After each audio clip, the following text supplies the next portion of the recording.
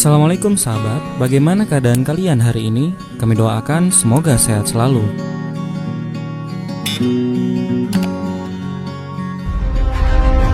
Di antara sekian banyak peradaban yang dibaca oleh orang Islam pada saat itu, datanglah setidaknya orang-orang saleh dari mulai Seljuk sekitar 1007 kurang lebih 1075, datang lewat wilayah Asia Tengah, masuk kemudian ke Turki, dikembangkan kemudian kisaran tahun 1325 dengan datangnya seorang Muhammad Al-Fatih.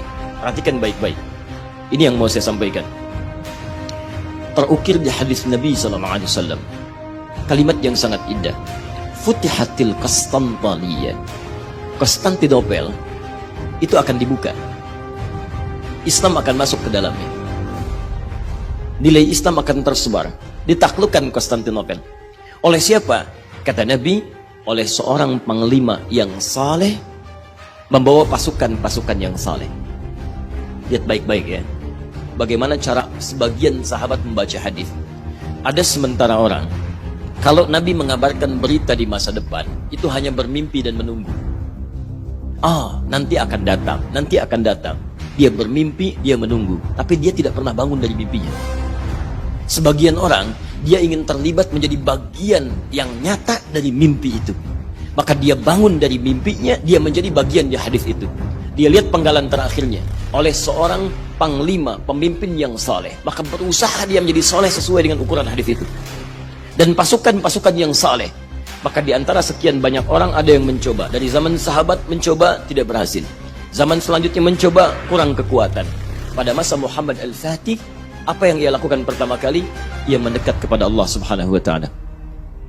Ia berusaha memperbaiki dirinya menjadi saleh. Cari guru yang baik, datang ke masjid, dia dekatkan dirinya dengan Allah. Setelah itu dia pelajari kenapa orang dulu tidak berhasil menaklukkan Konstantinopel. Dia lihat kekurangan-kekurangannya.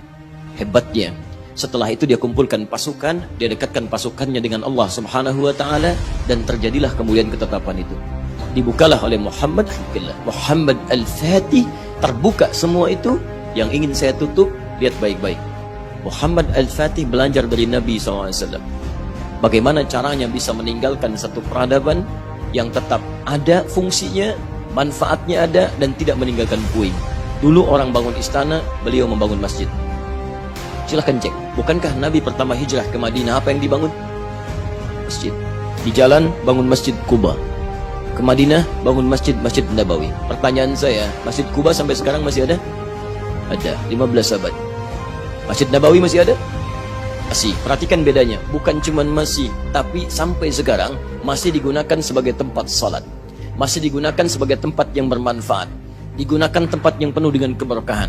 Setiap Anda mendekat kepada Allah dan melakukan aktivitas apapun, maka segala yang Anda kerjakan akan abadi sifatnya dan dijaga oleh Allah Subhanahu wa ta'ala.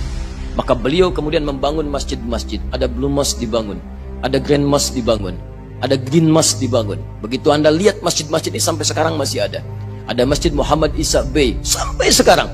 Semua puing hancur, Heti hancur, Romawi hancur, Yunani hancur. Maaf, cuma masjid yang sekarang masih ada. Masih banyak topik yang akan kita bahas. Silakan subscribe channel kami agar kita bisa lebih dekat dan bersama membahas berbagai topik menarik lainnya. Like bila Anda suka dan unlike saja bila Anda tidak suka dengan video seperti ini. Terima kasih telah menonton dan sampai jumpa.